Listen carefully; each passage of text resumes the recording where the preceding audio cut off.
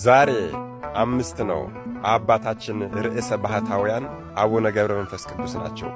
እኛ ከዚህ ሁነን ዝክራቸውን ስንዘክር እሳቸው ደግሞ ሲኦል እየገቡ ወዳጆቻችንን ዘመድ አዝማዶቻችንን ከሲኦል እሳት እያወጡ የብርሃን ከተማን የሚያወርሱት ታላቅ አባት። እስኪ በዕለተ ቀናቸው እጅግ በጣም ሁል ጊዜም ሳነበው የሚገርመኝና የሚደንቀኝን ተአምራቸውን ላሰማችሁ። ታዲያ እናንተም ለብዙ ሰዎች እንዲዳረስና ብዙ ሰዎች እንዲያዩት ኮፒ ሊንክ፣ ሼር፣ ሪፖስት ማድረጉን እንዳትረሱ አደራ እላለሁ። አባታችን ገብረ መንፈስ ቅዱስ ያደረገው ተአምር ይህ ነው። ጸሎቱና በረከቱ በሕዝበ ክርስቲያኑ ላይና በሀገራችን በኢትዮጵያ ላይ ለዘላለሙ ጸንቶ ይኑር አሜን። ረሃብ የጸናበት አንድ ድሃ ሰው ነበር። ከረሃቡ ጽናት የተነሳ በልቡ እግዚአብሔርን ካደው።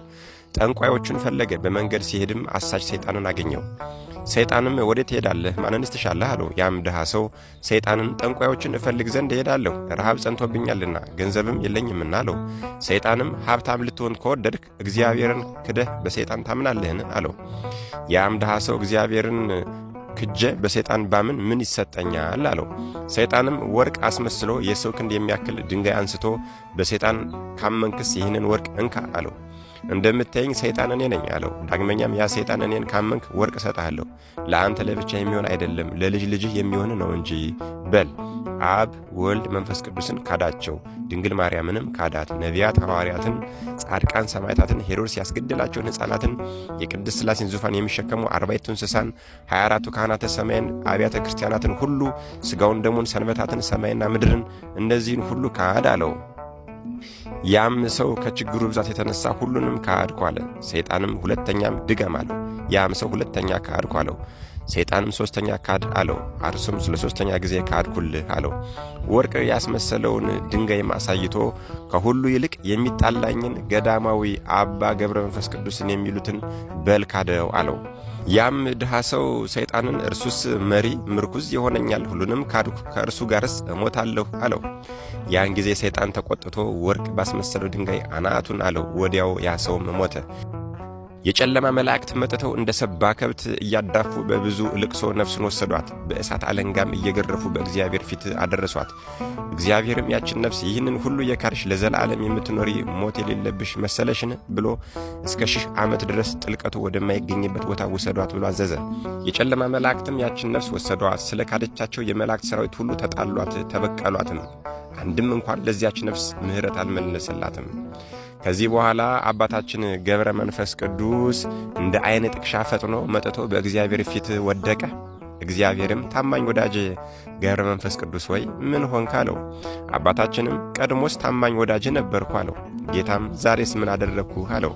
አባታችንም ይህ ወደ ሲኦል የላከው ሰው የሰማይ ሰራዊትንም ሁሉ ቢክድ እኔን አምኖአልና ማርልኝ አለው።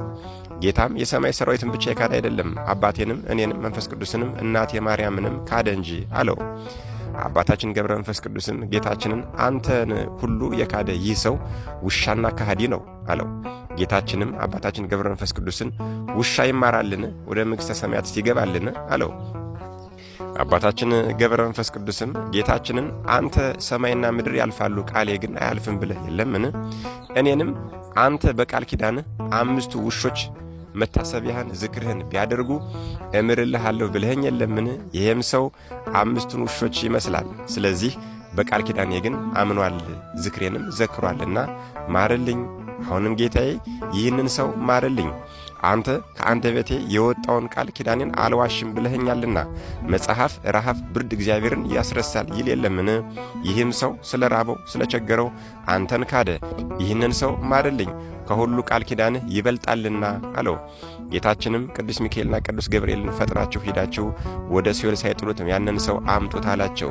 ምክንያቱም የእርሱ ኃጢአት ከኔ ምሕረት አይበልጥምና አለ። አምጥተው በእግዚአብሔር ፊት አቀረቡት። ጌታችንም አባታችንን ምን እንዳደርግልህ ትወዳለህ? አለው። አባታችንም ነፍሱን ወደ ሥጋው እንድትመለስ እወዳለሁ አለው። ጌታችንም ወዳጄ ከዚህ ሰው ኃጢአት ይልቅ የአንተ ቃል ኪዳን ፍቅር ይበልጣላል ብሎ ነፍሱ ወደ ሥጋው እንድትመለስ አዘዘ። ነፍሱ ከሥጋው ጋር ተዋሃደች። በፈጣሪው በእግዚአብሔርም አመነ። ስለ ኃጢአቱም ንስሐ ገባ። እስከ ዕለተ ሞቱ ድረስም የአባታችን የአቡነ ገብረ መንፈስ ቅዱስን ዝክር መታሰቢያ አደረገ።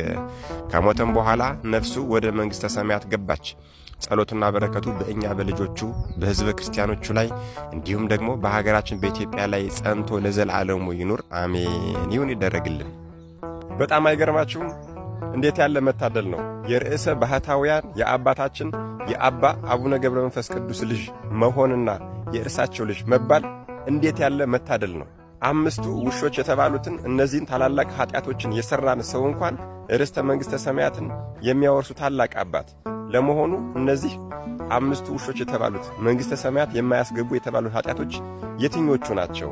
በቀጣዩ ቪዲዮ ጠብቁኝ። መድኃኔዓለም ኢየሱስ ክርስቶስ ከታላቁ አባታችን ከርዕሰ ባህታውያን ከአቡነ ገብረ መንፈስ ቅዱስ ረድኤት፣ በረከት፣ ምልጃ፣ ቃል ኪዳን፣ ፍቅር አይለየን። አሜን። ይቆየን።